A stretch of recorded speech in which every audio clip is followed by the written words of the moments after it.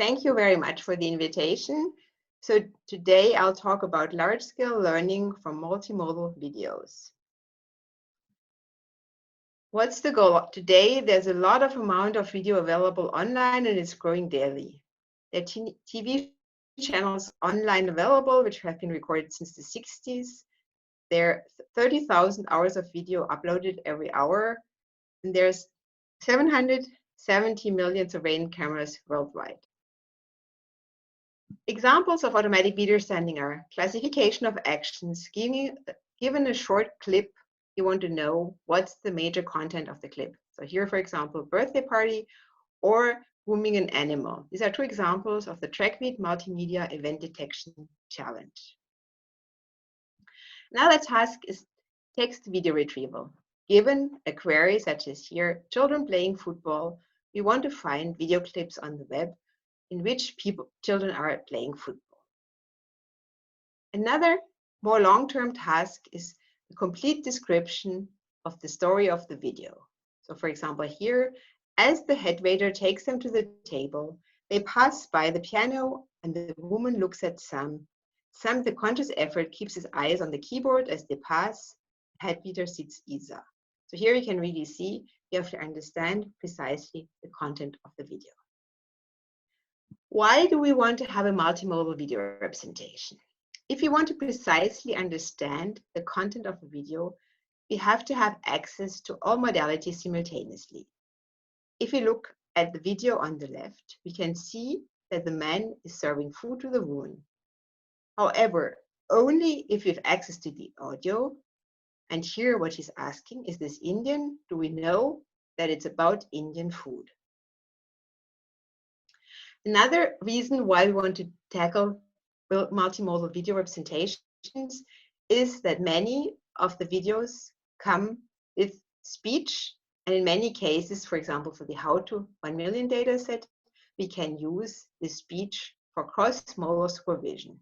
In how-to videos, people often say what they're doing in the video, and we can see, you'll see later during my talk, that we can use this type of information for cross-modal supervision. In this talk, I'll first introduce Video BERT, then a recent example for cross-modal supervision. Then I'll show how to use this information for multimodal video transformers, and conclude by presenting future work. Video BERT learns from multimodal video. It takes as input the visual video and the speech transcribed with ASR. A BERT model learns the correspondence between visual video and speech. And as you know, BERT can learn from large-scale data, here cooking and instruction videos. A short overview of the BERT model. BERT model has been very popular in language, and it stands for bidirectional encoder representation from transformers. The idea is that the large amount of language data available online is used to pre-train the BERT model. So you can see here on the left, the BERT model, it takes as input pairs of sentences, and then it masks out words and uses the masked out words for training. The BERT model is based on the transformer architecture. I'll show this in a minute. And then once we have this pre-trained BERT model, we can then either use it as is or proceed by fine-tuning BERT model on annotated text corpuses. And what people have shown is that then in this case, the text corpus has to be much smaller than if you want to learn the model from scratch. And so what is at the heart of the BERT model? It's a transformer. And what's the idea of the transformer model? Transformer models are great for processing sequences. Text, images, and videos can all be expressed as sequences. Text, the sequences are the words. Images, we see this later, the sequences are patches in the images. Videos are sequences in time. And then what the transformer does, it relies on the self-attention between all tokens of a sequence. So on the bottom of this figure, on the top of this figure, you can see all the sequences going in. And then basically you can see that all the tokens in all layers interact with each other. You can really have a global model which models the interactions between all words in the sentences or all patches in an image or a video. Let's move on to Video Bird. Video Bird extends the bird model to be into a multimodal transformer. It uses mask language modeling as in BERT, and it concatenates the language, which is obtained by ASR from the speech. And the video features here are 3D convolutions for 1.5 second time intervals and a clustering which lets us represent them as tokens similar to the language model in BERT. What is in more detail the video representation? We use 3D convolutions for 1.5 second video clips. 3D convolutions are an extension of 2D convolutions into space-time. And here we use S3D to represent our video clips. Next, once we have extracted this representation, this feature representation for each of the clips, we cluster them together to obtain a set of video tokens. Here we use hierarchical k-means and obtain 20,000 cluster centers. On the left, you can see clips of the original video, and on the right, the corresponding centroids, which summarizes the information. We now train Video Bird on 300,000 cooking videos. The example on the left, you can see that somebody is cooking and the speech is keep rolling tight and squeeze the air out to its side, which actually describes the video content quite well. Once we have trained our Video Bird model, we can then use it for zero-shot prediction on previously unseen videos. We can see two examples on the right, for which we predict correctly the verb make and the noun pizza. More quantitatively, we can see in the table on the left results on the UCOOK2 dataset. If we use a supervised model for training our approach, we obtain 46 and 30% top 5 accuracy for verbs and objects. If we now use our Video Bird model, for which we haven't used any supervision, but which we have just trained on the online available cooking videos, we can see that the performance is on par. This means that the Video Bird model learns video language correspondence, and it's close to fully supervised accuracy. And what the table on the right shows is that the more training data we have, the better our performance is, and it's not yet saturated. Another example is to use our Video Bird model, not per se, but as a pre-training model for downstream tasks. So we fine-tune it on the test set and the training set of UCOOK2, and then show that the test performance outperforms the state of the art. So this shows that pre-training helps. We have now also fine-tuned it for action anticipation, which is a way of predicting the future action in the classification-based approach, shows that it works better than our Video Bird approach. Why is this the case? This is the case because clustering is lossy. If we look at the clusters, we can actually see that in many cases, the assigned clusters don't represent the appearance very well. And so then we lose information. And this information is shown to be important for classification. So here we have next revisited the training objective of Video Bird. Instead of performing clustering at the beginning, we now use the masked language model for continuous visual inputs. And now we need to use a different loss. And what we do here, we use noise constructive estimation to maximize the mutual information. This is for the video features. And then on top of this, we have a cross-modal transformer, which maximizes the multimodal information between the two sequences, video and text. We can then show that this approach outperforms state-of-the-art approaches such as average pooling, LSTM, for action prediction on 50 salads, breakfast, and activity data sets, if it's pre-trained on how to 1 million. And here the task is, you have an input 1 second before the actual action, and then you anticipate, you predict the future action. And what the table shows is that our CBT model, the performance improves if we see longer sequences before predicting the action, and we can also see that it outperforms the LSTM model. So this shows that the transformer can actually model long-range temporal dependencies. And here a short ablation on the visual effect on the size of the transformer, and we can see here that basically we obtain best results for 2 layers and 4 attention heads.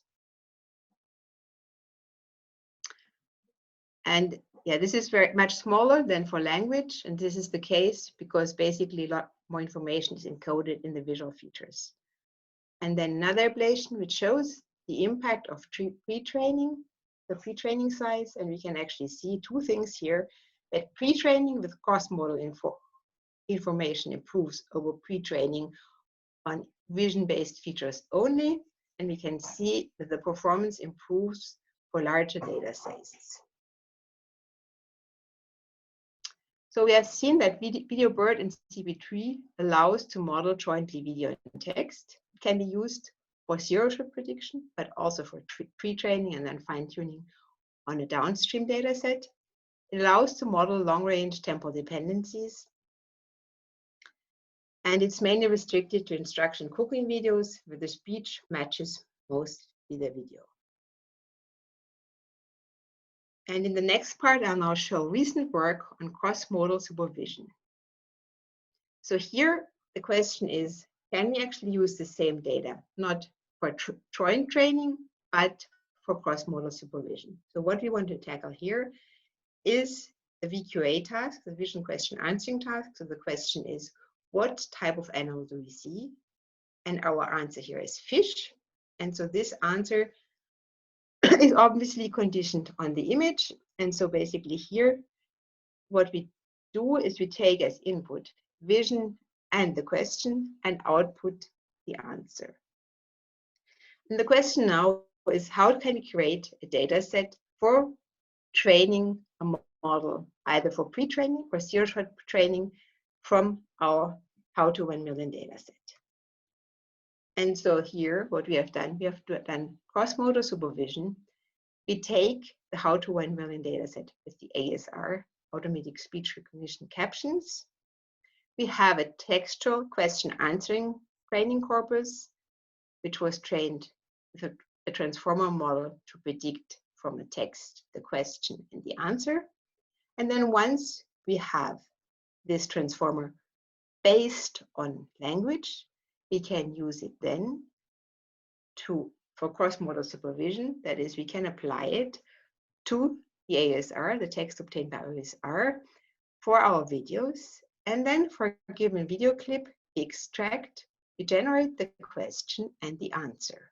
So in a nutshell, we take as input our how-to video clips with generated sentences, which obtain sentences from ASR, and we can then generate questions and answers for these clips.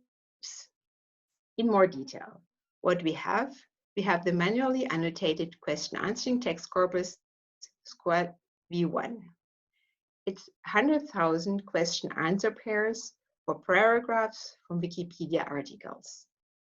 We use this corpus to train transformer TA, which extracts the answer from a text corpus.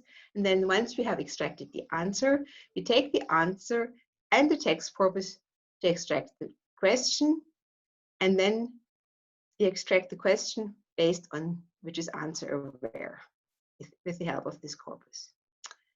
Next, what we have is we have our video, and we split our video into clips based on the ASR. So the ASR, we actually take a sentence extractor, we have the individual sentence, and for each sentence we have the start and end time, and use this as one clip and the corresponding sentence. For the corresponding sentence, we then extract the answer, so here monkey, and the corresponding questions. What animal did I put up pictures of him with? Okay, and so then basically what we have now the video clip and the corresponding question answer. We take the 1.2 million videos from how to 1 million. We extract with our sentence generator 43 video clips on average per video. For each of these clips, we have a corresponding sentence.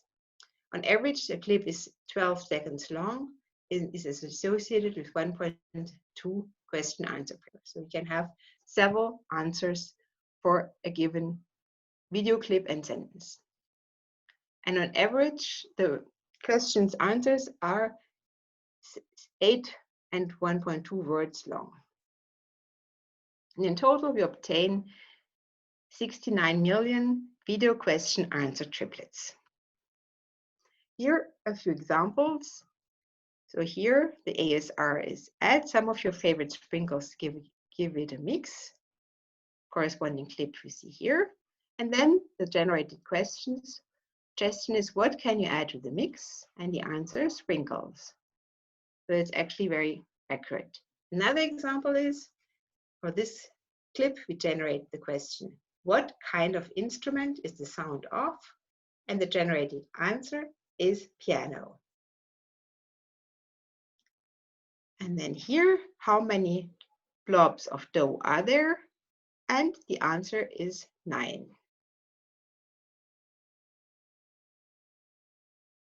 Finally, a failure case for the generated question answer pairs. So here the ASR for children give one breath every 3 to 5 seconds.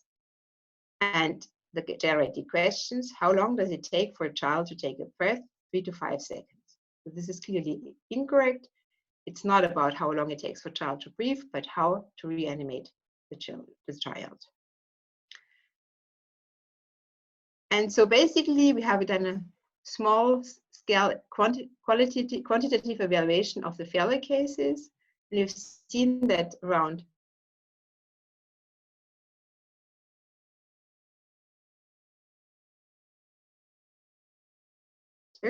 that the question answer is not relevant to the video. So basically it asks the correct question, but it's not related to the video, or that, and that's about 30%, and the remaining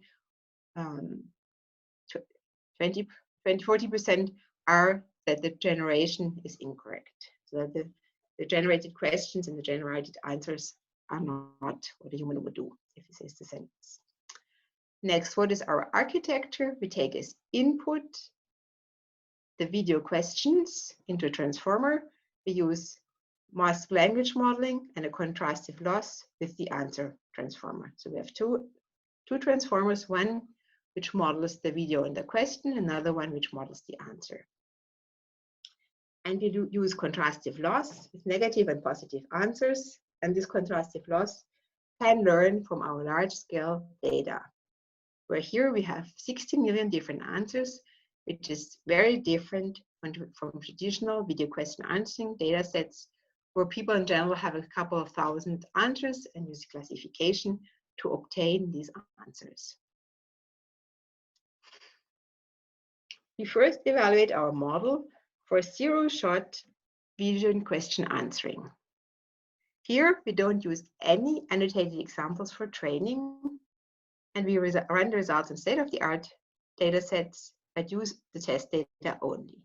You can see on the top, random performance, and then in the next line, the performance if our model is trained on our how-to VQA 69 million data set. You can see that for top 10, the performance is very satisfactory. A couple of examples for the Stateoftheart results. What is the man cutting?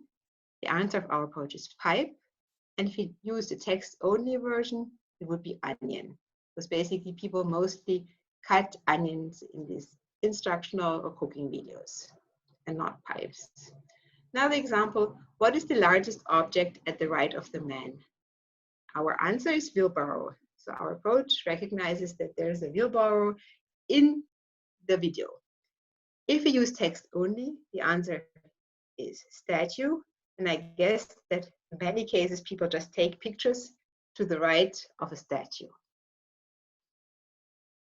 And then what the question, what fruit is shown in the end? And the answer is a watermelon. This is correct. And then if you use text only, it would be pineapple. And finally, the failure case. In what room does the video take place?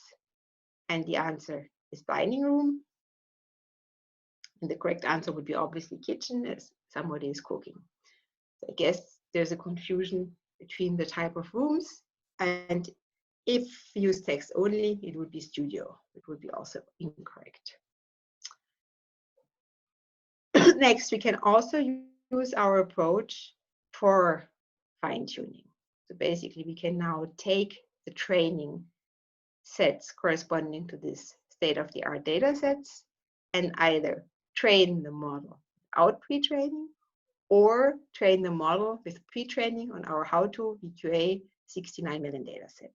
And what we can see is that the performance of, if we use pre-training, significantly outperforms the performance if we only train with the training set of the data set. What's also important is the impact of the pre-training data size. We can see here the results for two different data sets. First, for zero shot, you can see that the performance increases if we increase the data set size. And then for fine-tuning, we can also see that the performance increases if our pre-training data set is larger. If we compare our approach to the state-of-the-art, we can see that our approach outperforms existing methods on the state-of-the-art. So if you look, for example, at the results on the MSR VTT QA dataset, we can see that our approach outperforms all the methods which don't use any information for pre-training, even if we use no pre-training. And then if we compare to the methods which use pre-training, which are shown on the bottom, you can see that our approach also outperforms them.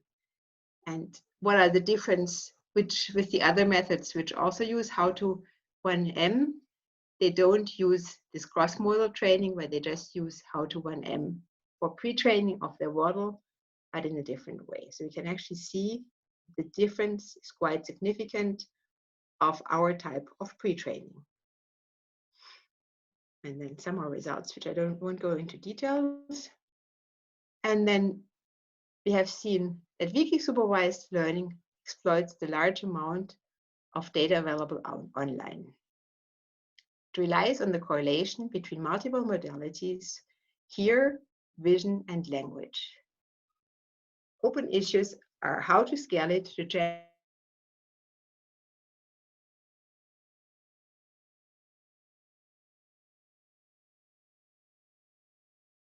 noisy data. Another open issue is how to balance different data sources and objectives. So how do we make sure that we don't see the same cooking video several times, but how do we really learn the diversity of the different cookings and instruction types? In the last part, I'll introduce our multimodal vision transformer. The first step was to extend the vision transformer with for static images to videos. And so A, we introduced tubelets to represent the videos, and B, in order to handle the large number of tokens, we explore more efficient factorized attention variants. So if you look at the bottom, so how do we embed the tokens? We embed them as tubelets. And then instead of having a full transformer for all the tokens in the video, we have a factorized encoder. In more detail. So what we have for images, we take an image, we split it into patches. Each patch is encoded with a linear projection, and we add the position embedding. This set of patches is fed into the transformer encoder, and then we have on top of this a classifier which gives out the class. If we now extend this to videos, first, how do we sample the videos? The simplest way is to sample the frames and then extract frames, patches for each frame, and just concatenate them. So we just see a video as a big image. This is the most straightforward way. How can we do better? Obviously, videos are significantly different from images, and so what we do here, we rely on the existing idea of spatial temporal tubelets, which are also used in 3D CNNs. And so instead of taking patches, we take tubelets. So a tublet is defined by a spatial region in the video and a temporal extent. So you can see here, we have X1 takes a patch in an image, but then basically it extends it into a tube over time. So this captures temporal information better in the tokenization state. And also, obviously, we reduce the number of tokens.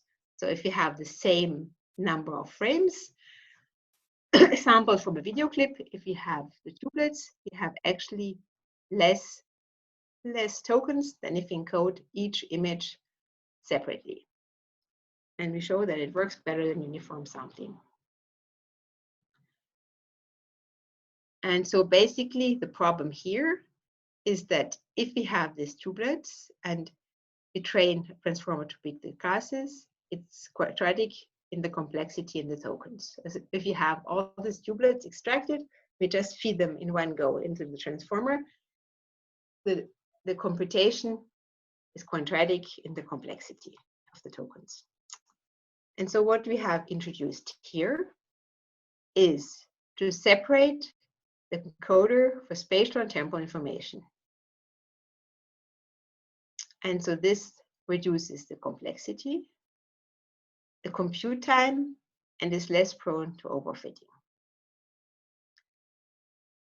The spatial encoder is initialized from pre-trained WIG model, and then basically we have a late fusion of spatial and temporal information. So what we do is we take our tubelets, we embed them to tokens, and then instead of having one transformer which models the relation between all tokens, we model first the relation between the tokens in one image, the tubelets which correspond to one image. And then we have this for each of the sampled frames in our model. And then we have on top of this a temporal encoder which models the relation between the images. And again, we have a multi-layer perceptron which then outputs the class.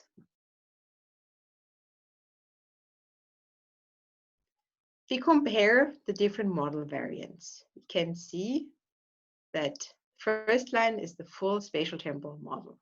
Second line is the factorized encoder, and the last line is average pooling of the inputs, the factorized encoder. We can see that for kinetics 400, which is a large-scale data set, our spatial temporal encoder outperforms the factorized encoder and the average pooling. For Epic Kitchen, which is a smaller data set, the factorized encoder performs better, and both perform significantly better than the average pooling baseline. If we now look at the runtime, we can see that the factorized encoder is almost on par with the average pooling baseline. And so it's actually, from a computational point of view, very interesting. The spatial temporal model is better for large data sets, but the factorized encoder is faster than the spatial temporal model, and it's better for small data sets. And both of them are better than just standard average pooling. What's also important is that if you have small data sets, it's very important to do regularization. So here we examine different ways of regularization with data augmentation and stochastic depth. You can see here the impact of the different data augmentations. We can see that stochastic depth is important, so this replaces dropout by skipping layers. And then different types of random augmentation of the data is also very important. We obtain a 5% gain on Epic Kitchen based on this data augmentation techniques. If you compare the state-of-the-art, we can see that our approach outperforms state-of-the-art without any additional pre-training. And then if we use the JFT, which is a large-scale data set for pre-training, we further improve the performance of the state-of-the-art models. And here in the bottom, we compare to other methods which use also large-scale pre-training. Similarly, on Kinetic 600, we also outperform the state-of-the-art. You can find more information in our paper, which is online available. And we have recently then extended this model to take into account also audio information. So we have extended it to a multimodal transformer by adding audio information where audio is represented as spectrograms. Spectrograms can be also represented as images, and we can then extract patches of these images. And so it's actually a very similar approach to the video. Instead of just having the pixel patches, here we have the patches of the spectrograms. And then we have looked at how to fuse this different multimodal information. We can do late fusion. You see this on the left. So first, we extract and combine the features for vision and audio separately. And then just in the end, we combine the two types of information just before the classification layer. Early fusion is the second image from the left, where we combine the information from the start, or we can have a mid fusion where we combine them later. And what we have introduced is bottleneck fusion, where we actually have bottleneck tokens which do the connection between the video and the audio information. So we restrict cross-modal information flow via very few bottleneck tokens. Here we use B = 4 bottleneck tokens. And the bottleneck tokens can be there from the start, that's the third image from the left, or only for later layers. Okay, so this is basically, we have late fusion, early fusion, bottleneck fusion, and then we can basically, the early fusion and the bottleneck fusion, we can apply at different layers. And so if we look at the impact of this bottleneck fusion, what we can see here is that, like here we vary the fusion layer from 0 to 12, and we can actually see the red is our attention bottleneck and the blue is the vanilla cross attention. And we can actually see that the fusion is better at later layers for both. This means basically it's better to first learn correlations between the individual modalities before combining them. And we can also see that the information bottleneck performs better than the mid-level fusion. And if you look at the figure on the right, we can see actually that the computation cost is much lower, right? So we can see that the bottleneck fusion, attention bottleneck, is much quicker than if you use the cross vanilla attention. So for example, if you start a fusion at layer 0, we have all the cross modality connections, which we don't have for the bottleneck architecture. And then if you compare the state of the art, so on an action recognition dataset, Every Kitchen, we can see the state of the art as published on May 2021, obtains 38% accuracy. Late Fusion with our features obtains 37.9. It's almost on par with the state of the art. And then if we use our multimodal bottleneck transformer, we can see that we obtain a significant gain over this Late Fusion. And then similarly for sound event classification, so here the audio set, top state of the art, then Late Fusion, and you can see that our bottleneck transformer again outperforms significantly over Late Fusion. And so we have seen that we obtain excellent results for video classification. It's important to have models which take into account spatial, temporal, and multimodal information. Open issues are to obtain even further better models and more data for general actions. Then on the open issue is confidence prediction. How do we predict how confident we are about our classification? And to conclude some future work, so what we're interested in as well is how to model the interaction with the world. So what you want to do is we want to learn how to interact with the world and to see if this helps us to learn better visual representations. Different ways of learning are learning from demonstration and reinforcement learning.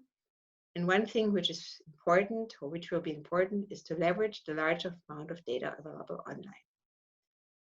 The example on the left shows one of our recent works just developed in this episodic transformer for vision language navigation.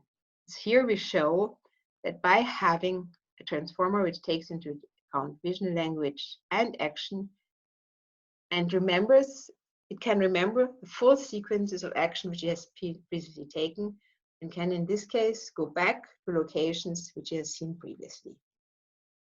The example on the right shows a recent example of our work where we leverage the large amount of data online. So here we have seen in vision language navigation that there's a large gap between seen and unseen scenarios. So what we do here is we collect house information from the internet to get this additional training data. We show that this way we can reduce the gap between seen and unseen scenarios. Thank you for your attention.